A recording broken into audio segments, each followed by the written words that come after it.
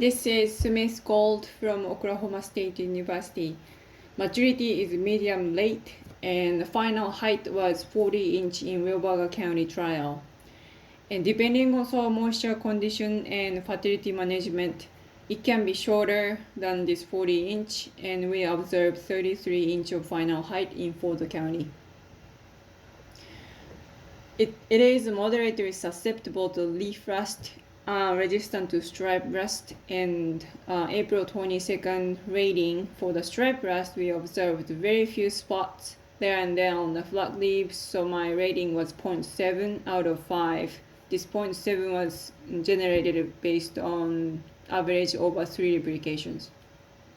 Forage yield was 80% of test average, or 1,533 pounds per acre of dry matter. Grain yield was 96% of test average, or 37 bushel per acre. And both forage and grain yield were below average. However, as a combination of both forage yield and grain yield were relatively better than other varieties tested in this trial, so I kept this Smith Gold as one of our watch list for coming 2020-2021 growing season.